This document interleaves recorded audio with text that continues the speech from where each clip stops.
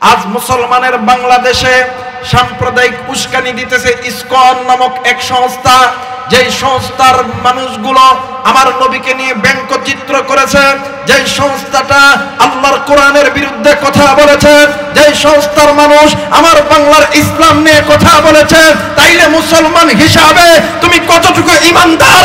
ইসকনের বিরুদ্ধে বাংলার জমিনে প্রত্যেকটা ঘরে, প্রত্যেকটা এলাকায়, প্রত্যেকটা ইউনিয়ন, প্রত্যেকটা থানা থেকে গর্জে উঠতে হবে। কথা বলেন ঠিক কিনা?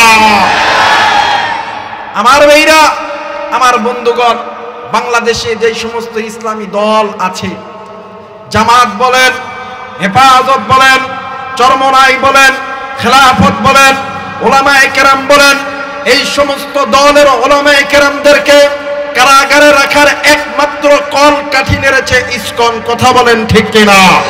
শুধু তাই নয়, আল্লামা শাহ আহমদ শফি রহমতুল্লাহর মৃত্যুর পিছনে, জনাব বাবুনগর রহমতুল্লাহর মৃত্যুর পিছনে, কোরআনের পাখি আল্লামা সাইদি রহমতুল্লাহর মৃত্যুর পিছনে এই ইসকনের হাত আছে। আর এই ইসকন আবার ধর্মকে রাজনীতি করে বাংলাদেশে ইসলামটাকে মিটিয়ে দেওয়ার চিন্তা করতেছে। মুসলমান হাতে হাত রেখে ময়দানে আসতে হবে। এই হিন্দুত্ববাদীদের কোন ষড়যন্ত্র বাংলার জমিনে করতে দেওয়া হবে না। বলেন ঠিক কিনা? আর একবার বলেন ঠিক কিনা? আমার ভাইরা, ইমানের পরীক্ষা দিচ্ছেন আমার আপনার নবী জনাবে মুহাম্মদ রাসূলুল্লাহ। কথা কয় না কেন? যারা বলেন ঠিক কিনা?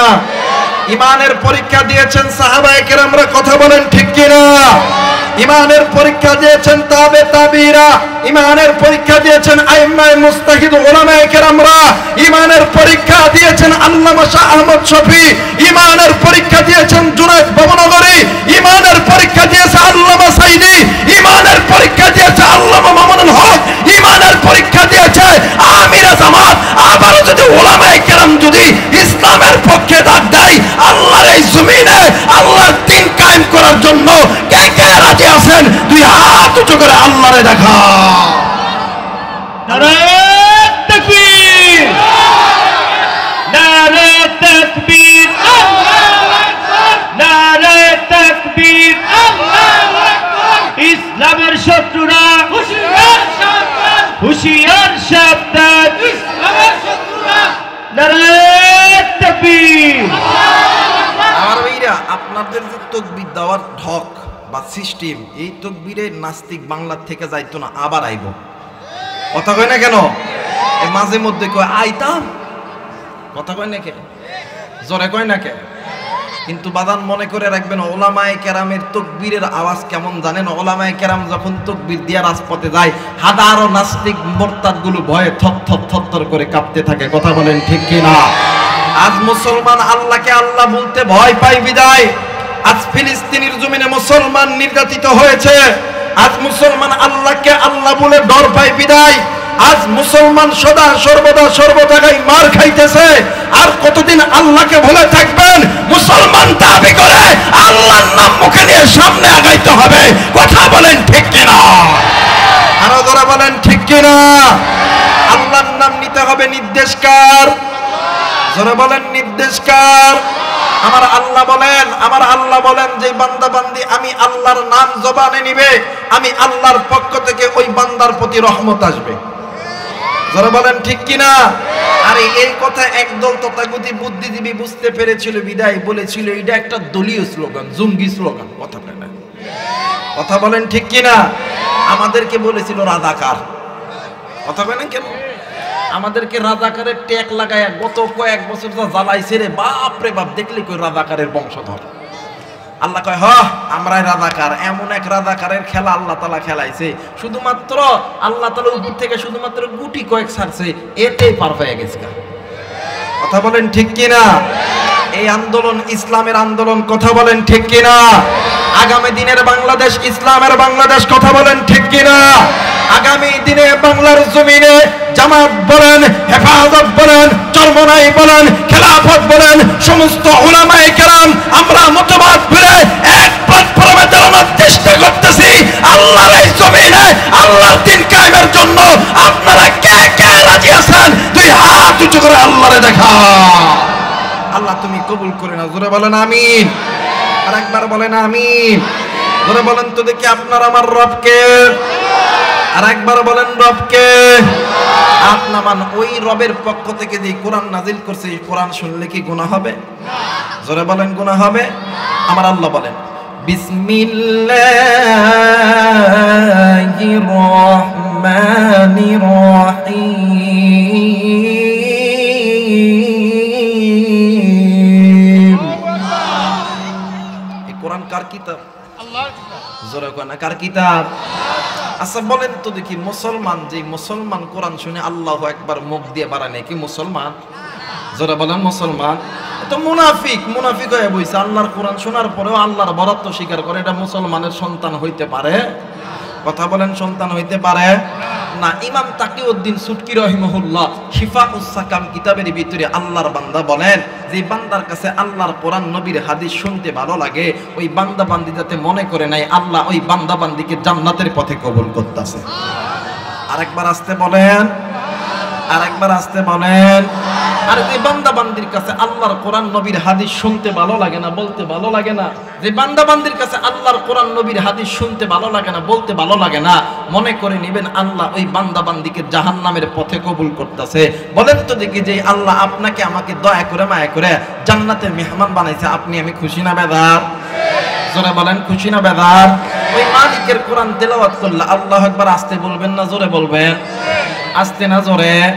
দেখি কেমন ধরে বলতে পারেন। আমার আল্লাহ বলেন বিসমিল্লাহির রহমানির রহিম। ইন্নামাল মুমিনুনা আল্লাযীনা আমানু বিল্লাহি ওয়া রাসূলিহি ثم لم يرتابوا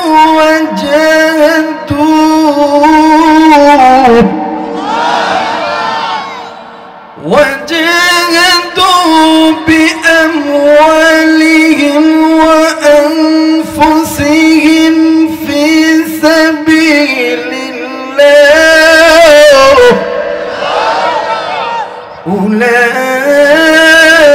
أولئك هم الصادقون।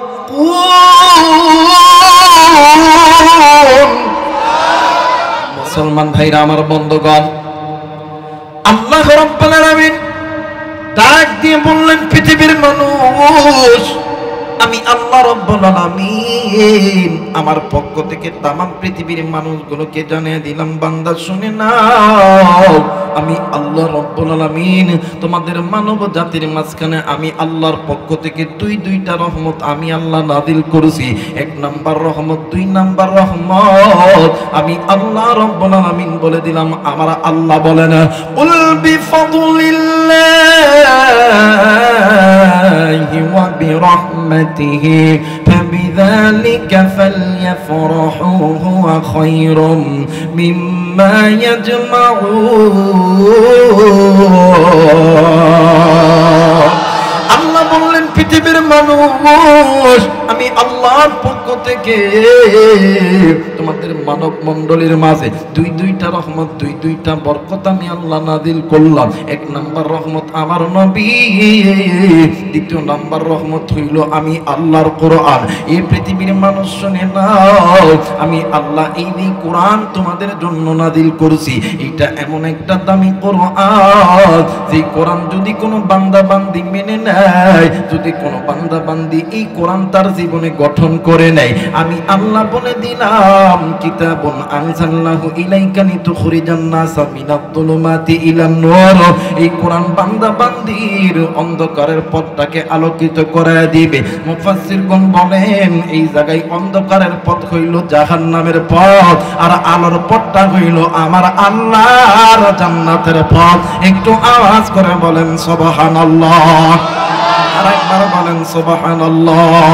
আল্লাহ বললেন, পৃথিবীর মানুষ, মানুষ, কিন্তু এই কোরআনুল কারীমের ধরার আগে আমি আল্লাহ এবং আমার নবীদের ভালোবাসার বহিঃপ্রকাশ তোমাদেরকে দিতে হবে। কেমন করে আমি আল্লাহ এবং আমার বন্ধুরে তোমরা দুনিয়ার জমিনে ভালোবাসবা, কেমন করে আমি আল্লাহ এবং আমার বন্ধুরে তোমরা মহব্বত করবা। আমি আল্লাহ রাব্বুল আলামিন বলে দিলাম, আমার আল্লাহ বলেন, ইন্নামাল মুমিনুনা আল্লাযীনা আমানু বিল্লাহি ওয়া রাসূলিহি সুম্মা লাম ইয়ারতাবু ওয়া জাহাদু বিআমওয়ালিহিম ওয়া আনফুসিহিম ফি সাবিলিল্লাহ। বলেন না আল্লাহু আকবার। স্টেজে কেউ কথা বলবেন না, স্টেজে কথা বললে ডাইরেক্ট মাইক ছেড়ে চলে যাবে, কারণ এইটা তামাশা করার ময়দান না। কথা বলেন ঠিক কিনা? কারণ ওয়াজ আপনি চাইলেই করতে পারবেন, আল্লাহ যে এই মানুষগুলো বৈশা যদি দোয়া না করে, আল্লাহ যদি দয়া না করে, ওয়াজ হইতো না। কথা বলেন ঠিক কিনা? বক্তা ইচ্ছা করলে ওয়াজ করতে পারেন। আল্লাহর কোরআন বলেন, মায়ান্তিকু আনিল হাওয়া ইন হুয়া ইল্লা ওয়াহয়ুহা। কোন ময়দানে কোন স্টেজে কি কথার প্রয়োজন জানেন কে? দিবেন কে? আপনারা নষ্ট করেন না, নষ্ট করলে আপনাদের লস, আমার কিছুই না। নাকি কর? বলেন না আল্লাহু আকবার। আর একবার বলেন আল্লাহু আকবার। আল্লাহ রাব্বুল আলামিন ডাক দিয়ে বললেন, নবীজি, ইয়া রাসূলুল্লাহ, ইয়া হাবিবাল্লাহ, আমি আল্লাহ রাব্বুল আলামিন বলে দিলাম, দুনিয়ার জমিনে যারা এই কোরআনটাকে ধরবে, যারা এই নবী নিয়ে আনন্দ করবে, এরা সর্বপ্রথম যাতে এদের অন্তরের ভিতরে ঈমান নামক সম্পদ যাতে মজবুত হয়ে থাকে। এক নাম্বার ঈমান আনতে হবে আমি আল্লাহ এবং আমার নবীর উপরে। ঈমান আনার পরে সুম্মা লাম ইয়ারতাবু, কোনো সন্দেহ করা যাইবে না। এই মুসলমানের সন্তান বলেন তো দেখি, এক ব্যাগে এক জবানে বলেন তো দেখি, আপনার আমার রব কে? আর একবার বলেন কে? মুসলমান বন্ধু, শুধু এই আল্লাহ যে আপনার আমার আল্লাহ, আপনার আমার পরিচালক, আপনার আমার রব, এইটা শুধুমাত্র এই শেরপুরের এই বাজারে এই গ্রামের মধ্যে বললে হবে না, এইটা শেরপুরের ওই ময়দানে দিয়ে বলতে হবে, আপনার আমার রব হইল আমার আল্লাহ। একটু আওয়াজ করে বলেন সুবহানাল্লাহ। মুসলমান বাবাজি, এক নাম্বার আল্লাহ এবং আল্লাহর নবীর উপরে ঈমান আনতে হবে। ঈমান আনার পরে সুম্মা লাম ইয়ারতাবু, কোনো সন্দেহ করা যাইবে না। একটা মুসলমান যখন ঈমান আনবে, ওই মুসলমানের চোখের সামনে যদি আল্লাহর বিরুদ্ধে কথা বলা হয়, যদি নবীর বিরুদ্ধে কথা বলা হয়, যদি আল্লাহর ইকামতে দ্বীনের বিরুদ্ধে কথা বলা হয়, ওই ঈমানদারের ঈমান কোনোদিন বসে থাকবে না। ওই ঈমানদার আগুনের মতন দাউ দাউ দাউ দাউ করে জ্বলে উঠবে। একটু আওয়াজ করে বলেন সুবহানাল্লাহ। কিন্তু মুসলমান, আপনি আমি কেমন ঈমানদার একবার নিজের প্রশ্ন করেন। আপনার চোখের সামনে ওলামায়ে কেরামদেরকে কারাগারে রাখা হয়েছিল, আল্লামা সাঈদীকে ফাঁসি দেওয়া হয়েছিল। ও বাজার, ইসকনের গোষ্ঠীগুলো আল্লাহর নবীর বিরুদ্ধে কথা বলেছিল, কোরআনের বিরুদ্ধে কথা বলেছিল, মসজিদের বিরুদ্ধে কথা বলেছিল। আপনি আপনার নিজেকে প্রশ্ন করেন, আপনি কেমন ঈমানদার, আপনি কেমন ঈমানদার, এইটা আপনার উপর ছেড়ে দিলাম। এই জায়গায় থাকতে পারেন অনেক কলিজার টুকরা মুরব্বি, থাকতে পারেন যুবক ভাইরা, থাকতে পারেন আওয়ামী লীগের বাবারা, থাকতে পারেন বিএনপির বাবারা, থাকতে পারেন জামাতে ইসলামের বাবারা, থাকতে পারেন লাঙ্গলের বাবারা। বাজান রে, অহংকার কোনো কথা বলতেছি না। আপনি কোটি টাকার মালিক হইতে পারেন, আপনি তাহাজ্জুদ গুজার হইতে পারেন, আপনি 5 ওয়াক্ত নামাজ ওয়ালা হইতে পারেন, আপনি মুফতি মুহাদ্দিস সাহেব হইতে পারেন। আপনার ইবাদত ততক্ষণ কবুল হবে যতক্ষণ আপনার ঈমানটা মজবুত থাকবে। কথা বলেন ঠিক কিনা? ঈমানদার নাই, ওর কোন ইবাদত আমার আল্লাহর দরবারে কবুল নয়। ঈমানের এক জাররা পরিমাণ যদি ঘাটতি থাকে, আপনার নামাজ, আপনার রোজা, আপনার কুরবানি, আপনার হজ, আপনার যাকাত কোনটাই আমার আল্লাহর দরবারে কবুল হবে না। কথা বলেন ঠিক কিনা? মুসলমান বন্ধু, এই জন্য লা ইলাহা ইল্লাল্লাহ মুহাম্মাদুর রাসূলুল্লাহ এটা জবানের দ্বারা স্বীকার করলেই হবে না, অন্তরের দ্বারা বিশ্বাস করতে হবে। আবার এমন মানুষ আছে জবানে বলে লা ইলাহা ইল্লাল্লাহ, পীরের দরবারে যায় বলে অমুক বাবা রাসূলুল্লাহ। কথা কই না, আছে না বাদান, আছে না? আয় হায় রে, মসজিদে এসে কয় লা ইলাহা ইল্লাল্লাহ, পীরের দরবারে যায় কয় বাবা তুমি রাসূলুল্লাহ। আছে না বাদান, আছে না? আছে না? আবার এই বেটা আবার ফতো দেয়, হয় শরীয়তের মোল্লারা কি জানো, আমরাই সব জানি, আমরাই সব জানি। গাঞ্জা এমন করে খায় ডাক দেয় কয় দয়াল খাজা, তোমার নামে টানলে গাঞ্জা দিলটা হয় তাজা। কথা কয় না, কথা রাগ করতেছেন নাকি? রাগ করতেছেন? দয়াল খাজা তোমার নামে টানলে গাঞ্জা দিলটা হয় তাজা। দয়াল গাজায় টান না দিলে নিদানিতে দিও না গো সাজা দয়াল খাজা। কথা কয় না কে? কথা কয় না কে? আমার ভাইরা, ওই পীর রাসূলুল্লাহ নয়, রাসূলুল্লাহ হইতেছে মুসলমানদের নেতা, যিনি আল্লাহর বন্ধু জনাবে মুহাম্মদ রাসূলুল্লাহ। কথা বলেন ঠিক কিনা? মুসলমানদের রবের নাম যারা বলেন, মুসলমানদের রবের নাম, মুসলমানদের নেতার নাম নবী মুহাম্মদুর রাসূলুল্লাহ। মুসলমানদের সংবিধানের নাম যারা বলেন, সংবিধানের নাম আল কোরআন। শুধুমাত্র কালেমা মুখে পড়লে হবে না, অন্তরের দ্বারা স্বীকার করতে হবে। কথা বলেন ঠিক কিনা? যেমন কালেমা মুখে পড়েছিলেন মামুনুল হক, জবানের দ্বারা স্বীকার করেছিলেন মামুনুল হক, আমিরে জামাত মুফতি আমিরে হামজা, সাখাওয়াত হোসেন রাজি, খালেদ সাইফুল্লাহ আইয়ুবী, খাতিবে বাঙ্গাল, হাজারো উলামায়ে কেরাম এক আল্লাহর পথে ছিলেন। এদেরকে কোটি টাকার লোভ দেখানো হয়েছিল, আল্লাহর পথ থেকে সরে নাই। কথা বলেন ঠিক কিনা? আমার ভাইরা, শুধুমাত্র ঈমান, শুধুমাত্র আল্লাহর মানে আল্লাহকে ভালোবাসা আর মোহাব্বত না। আমাদের সমাজে তো কিছু হুজুর আছে, দেখবেন বিপদে পড়লে কয় হুল হাইয়ুল কাইয়্যুম। কথা কয় না কেন? কথা কয় না কেন? শুক্রবারের দিন যে একটা হক কথা কইব, কোন যেত না, চাকরি থাকতো না। কথা কয় না কেন? কথা কয় না কেন? কি হবে নামাজ রোজা ইমানদারির বড়াই করে, যদি ওই খোদার কালাম কাজ হয়ে থাকে পরে। কথা কয় না? কি হবে নামাজ রোজা ইমানদারির বড়াই করে, যদি ওই খোদার কালাম কাজ হয়ে থাকে পরে। মসজিদের কোণে বসে জিকির যত করো কষে, মসজিদের কোণে বসে জিকির যত করো কষে। কি হবে ধোঁকা দিয়ে আল্লাহকে, কি হবে বেঁচে থেকে অযথা বিদ্যা শিখে, যদি না করতে পারি শাসনবিহীন সমাজটাকে। কথা কয় না? কথা কয় না? কি হবে ছাত্র সাথে চুমুক খেয়ে সনদ খানা, যদি ওই বিদ্যালয়টা প্রতি তাদের আড্ডাখানা। এর চেয়ে মরা ভালো দেশে যাওয়া ভালো, এর চেয়ে মরা ভালো দেশে যাওয়া ভালো। কি হবে ধোঁকা দিয়ে আল্লাহকে, কি হবে বেঁচে থেকে অযথা বিদ্যা শিখে, যদি না করতে পারি শাসনবিহীন সমাজটাকে। আমার ভাইরা, এই বাংলাদেশ মুসলমানদের দেশ, এই দেশের ভিতরে কোনো মন্দির আমরা ভাঙছি, কোনো গির্জা আমরা ভাঙছি, কাউরে কোনো আঘাত করে কথা কইছি, কোনোদিন কোনো যারা হিন্দু খ্রিস্টান বৌদ্ধ আছে এদের ধর্ম পালন করতে বাধা দিছি? দেই নাই। কারণ আমরা মুসলমান, আমরা জোর করে কাউকে ইসলামের দিকে ডাকবো না।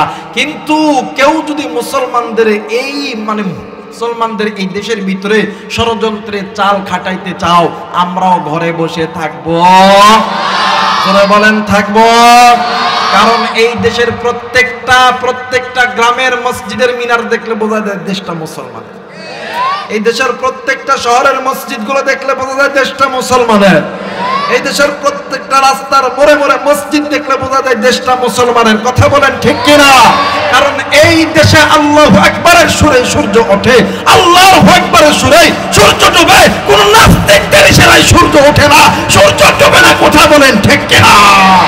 এদেশে আল্লাহু আকবারের সুরে সূর্য ওঠে, এদেশে আল্লাহু আকবারের সুরে সূর্য ডুবে। কথা কয় না? কইতাম বাদ দিতাম। এদেশে আল্লাহু আকবারের সুরে সূর্য ওঠে, এদেশে আল্লাহু আকবারের সুরে সূর্য ডুবে।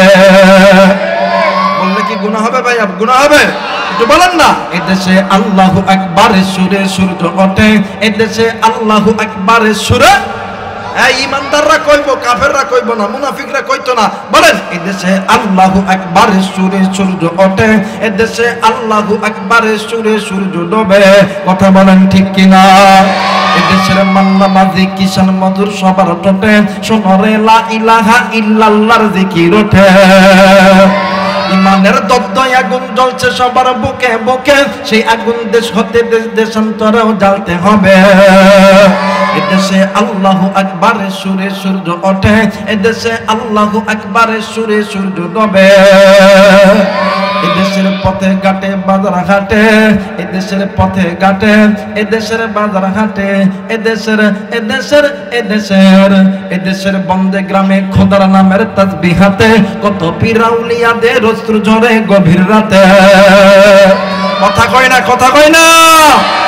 এদেশের বন্দে গ্রামে খোদার নামের তাসবিহ হাতে, কত পীর আউলিয়াদের অশ্রু ঝরে গভীর রাতে। যে দেশের মুক্ত বেজায় সন্তানেরা কোরআন বুকে, ও দেশে আল কোরআনের শাসন কায়েম করতে হবে। নারায়ে তাকবীর, নারায়ে তাকবীর। আমার ভাইরা, আমার বন্ধুগণ, আল্লাহকে শুধুমাত্র মনে মনে মানে মুখের দ্বারা ভালোবাসলে হবে না, অন্তরের দ্বারা আল্লাহর মহাব্বত বহির প্রকাশ করতে হবে। কখনো মাল দিয়ে, কখনো জান দিয়া, কখনো নিজের সমস্ত শক্তি দিয়া আল্লাহর মহাব্বত, আল্লাহর প্রেম ভালোবাসা প্রকাশ করতে হবে। ও বাজার, আপনি আমি দেখেন কেমন ইমানদার, সাহাবায়ে কেরামরা কেমন ইমানদার ছিলেন। এর বন্ধু নাম শুনছেন হযরত আবু বকর রাদিয়াল্লাহু তাআলা আনহু, নাম শুনছেন হযরত ওমর রাদিয়াল্লাহু তাআলা আনহু, নাম শুনছেন ওসমান, নাম শুনছেন আলী রে বাবা। একটা রাত্রিতে কয়টা বলি না বাজেন না গো, এত সময় আমি আপনাদেরকে দিতে পারবো না। এ বন্ধু, অল্প সময়ের ভিতরে স্বল্প কথার মাধ্যমে দোয়া করে চলে যাব। নাম শুনছেন হযরত আবু বকর, জনাব আবু বকর রাদিয়াল্লাহু তাআলা আনহু। ও বাবান, আল্লাহর নবীর জলিলুল কদর সাহাবী, জান্নাতের টিকিট প্রাপ্ত সাহাবী। এরে বন্ধু, আল্লাহর নবী আল্লাহর এই জমিনে আল্লাহর দ্বীন কায়েম করার জন্য সাহাবায়ে কেরামদেরকে ডাক দিয়ে কই, সাহাবীরা রে, আল্লাহর এই জমিনে আল্লাহর দ্বীন কায়েম করার জন্য তোমরা মাল দিয়ে, ধন দিয়ে আমি নবীকে সাহায্য করো। এরা বন্ধু, আমার ভাইরা, আমার বাবাজিরা রে, মদিনার জমিনে সমস্ত সাহাবীরা সব কিছু দিছে, কিন্তু ভাইয়া আল্লাহর নবী এখনো পর্যন্ত বসে আছে।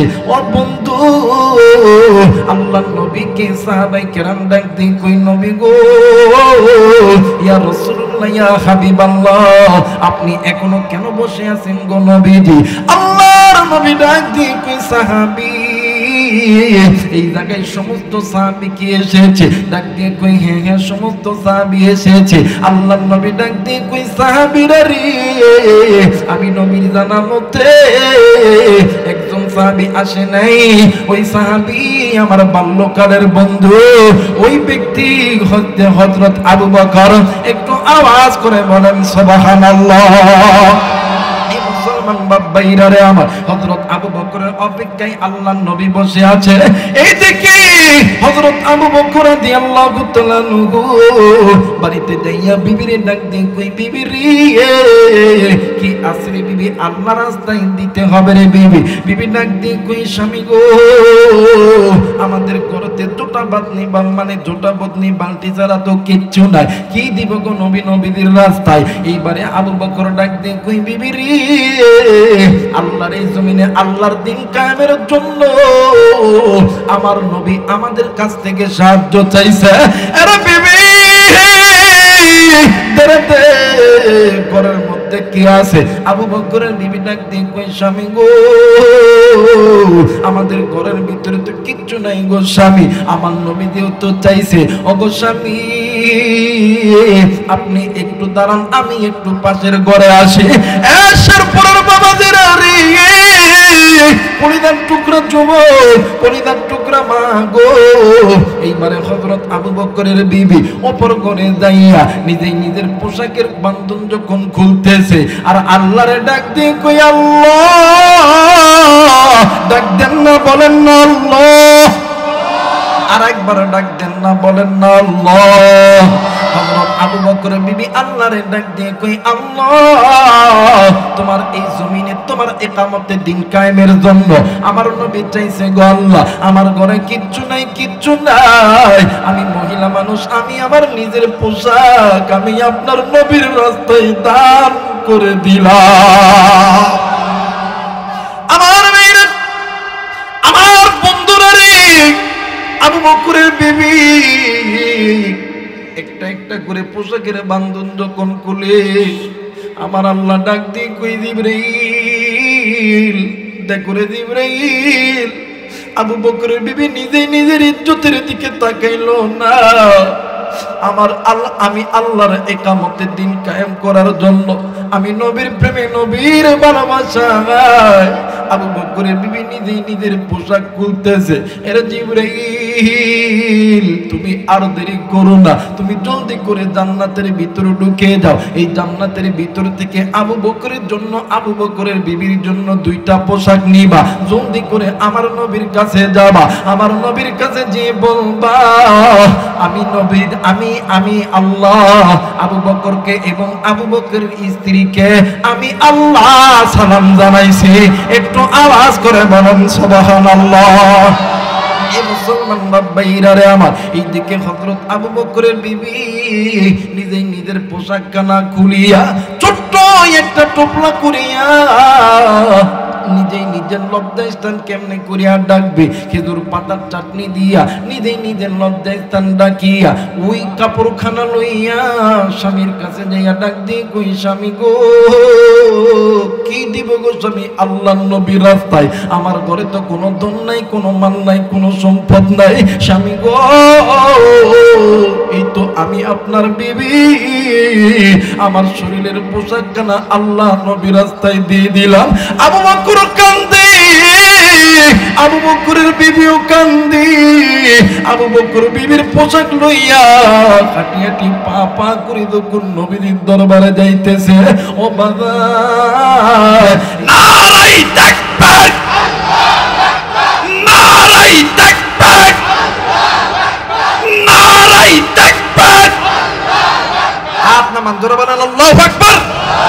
আমার ভাইরা, আমার বন্ধুগণ, এর নাম ঈমান। কথা কয় না কেন? এর নাম ঈমান। আরে ঈমান ছাড়া তারা কবরে যাবে, এরা জাহান্নাম। কথা বলেন ঠিক কিনা? ঈমানদার আছে ওই ব্যক্তি জান্নাতে, ঈমানদার নাই ওই ব্যক্তি জাহান্নামে। এখন চিন্তা করেন, যাদের অন্তরের মধ্যে ঈমান আছে এরা মসজিদের বিরুদ্ধে কথা বলতে পারে, এরা মাদ্রাসার বিরুদ্ধে কথা বলতে পারে, এরা উলামায়ে কেরামের বিরুদ্ধে কথা বলতে পারে, এরা ইসলামী আন্দোলনের বিরুদ্ধে কথা বলতে পারে না, কারণ এদের অন্তরের মধ্যে জাহান্নামের ভয় আছে, কবরের ভয় আছে। কথা বলেন ঠিক কিনা? আরো জোরে বলেন ঠিক কিনা? ঈমানদারদের অন্তরের মধ্যে মরণের ভয় নাই? কথা কই না কেন? পরিপূর্ণ ঈমানদার এদেরকে আপনি যদি গাছের লগে বাঁধায় আছেন তাকবীরে উলা ছুটত না। কথা কই না কেন? আর মুনাফিক মার্কা মুসলমান আজান হয় আর এই বেটা কই থাক যাইতাম। কথা কই না কেন? থাক যাইতাম। কথা কই না কেন? কিন্তু বাজান এই দুনিয়া থাকার জায়গা নয়। ঈমান নামক সম্পদ নিয়ে যদি কবরে যাইতে পারো, কবরটা তোমার জন্য জান্নাত। সুবহানাল্লাহ বলবেন না? আর ঈমান নামক সম্পদ নিয়ে যদি কবরে না যাইতে পারো, ওই কবরটা তোমার জন্য জাহান্নাম। কারণ ঈমানদার আল্লাহর পক্ষে থাকে, আল্লাহর পক্ষে থাকে। ঈমানদারের উপরে আল্লাহর পক্ষ থেকে রহমত আসে, আর বেঈমানদের পক্ষে আল্লাহর পক্ষ থেকে রহমত আসে। এই জন্য দুনিয়াটাও তার জন্য জাহান্নাম, কবরটাও তার জন্য জাহান্নাম। কথা বলেন ঠিক কিনা? মুসলমান ভাইরা, আমার বন্ধুগণ, এই দুনিয়ার জমিনে যেই বান্দা বান্দির ঈমান আছে ওই বান্দা বান্দি জান্নাতি, যেই বান্দা বান্দির ঈমান নাই ওই বান্দা বান্দি জাহান্নামী। কারণ হইল ঈমানদার কোনোদিন আল্লাহর হুকুম থেকে কোনোদিন পিছু পা হবে না, ঈমানদার কোনোদিন আল্লাহর পথ থেকে ঈমানদার কোনোদিন ছুটে যাবে না। কারণ ঈমানদারদের জিন্দেগিটাই একমাত্র আমার আল্লাহর জন্য। একটু আওয়াজ করে বলেন সুবহানাল্লাহ। আমার আল্লাহ বলেন, ইন্না সলাতি ওয়া নুসুকি ওয়া মাহইয়ায়া ওয়া মামাতি লিল্লাহি রাব্বিল আলামিন। আপনার আমার নামাজ, আপনার আমার রোজা, আপনার আমার হজ, আপনার আমার যাকাত সব কিছু লিল্লাহি রাব্বিল আলামিন। একটু আওয়াজ করে বলেন সুবহানাল্লাহ। এই কারণে বলতেছি এই দুনিয়া থাকার জায়গা নয়, কেউ এই দুনিয়ায় চিরদিন থাকবো না। আরে কলিজার টুকরা যুবক, তুমি না মুসলমান, কেন তুমি ইমানের উপরে অটুট থাকতে পারো না? এরে কলিজার টুকরা মুরব্বী, আপনার তো বয়স শেষের দিকে চলে গেছে, তাও কেন আপনি ইমানের দিকে অটুট থাকতে পারেন না? এ যুবক, আর কত বেঈমানি করলে তোমার কলিজা ঠান্ডা হবে? এরে কলিজার টুকরা বাবা, আর কত গুনাহ করলে, আর কতদিন ইমান থেকে দূরে থাকলে, আল্লাহর সঙ্গে বেঈমানি করলে আপনার অন্তর ঠান্ডা হবে? আরে বন্ধু, এই দুনিয়া থাকার জায়গা নয়, কেউ এই দুনিয়ায় চিরদিন থাকবো না। কুল্লু নাফসিন যায়িকাতুল মাউত, মৃত্যুর স্বাদ একদিন না একদিন সকলকেই ভোগ করতে হবে। আমি এই তো চেয়ারম্যান সাহেব আছে, এই তো মুরব্বী আছে, এই জায়গায় থাকতে পারেন কোটি টাকার মালিক, থাকতে পারেন শিল্পপতি, থাকতে পারেন মাস্টার, ড্রাইভার, ব্যারিস্টার, থাকতে পারেন আলেম ওলামা, প্রত্যেকের পিছনে মালিকুল মউত দাঁড়ায় আছে। আল্লাহর হুকুম যখন হবে,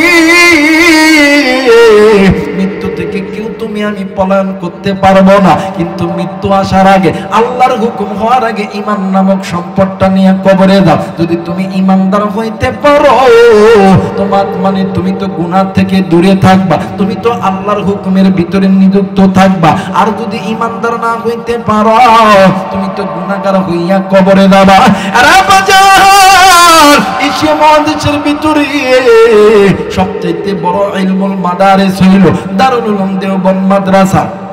এই দারুল উলুম দেওবন্দ মাদ্রাসার আমাদের একজন মুরব্বী ছিলেন, আমাদের একজন মাতার সারে তাজ, আমাদের মুরব্বী ইমামুল আসর ফকিহুন নাস রশিদ আহমদ গঙ্গুই রহমাতুল্লাহ আলাইহি।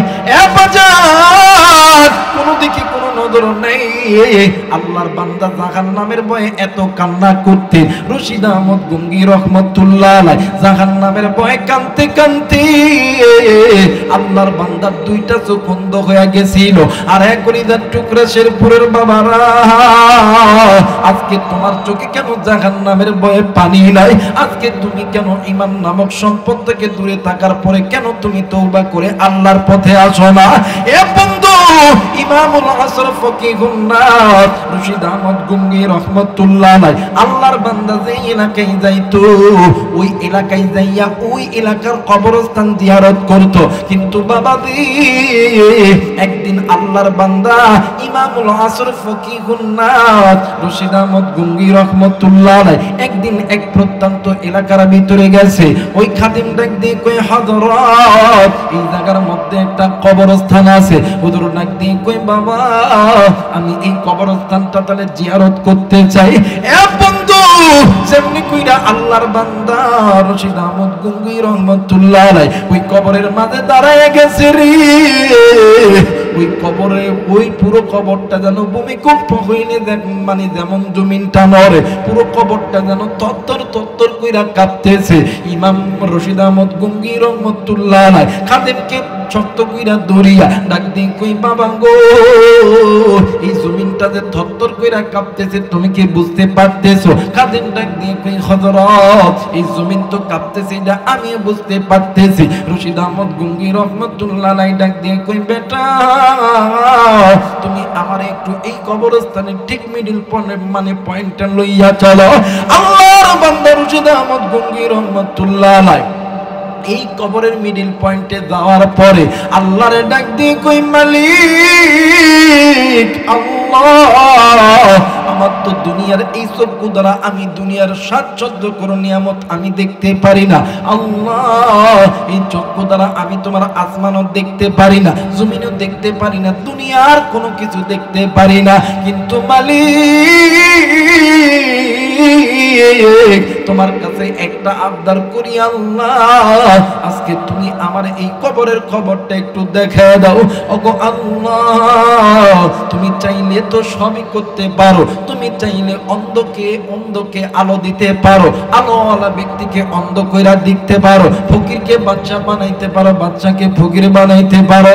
ও আল্লাহ, আমি তোমার কাছে কিছু চাই না, আমি তোমার কাছে চাই এই কবরের খবরটা দেখবো। আল্লাহ, আমি চক্ষুটা মুজি দিলাম, আমার তো দুনিয়ার চক্ষুখানা বন্ধ, আপনি আমার বাতিলি চক্ষুখানা খুলিয়ে দেন, আমি এই কবরের খবরখানা দেখব।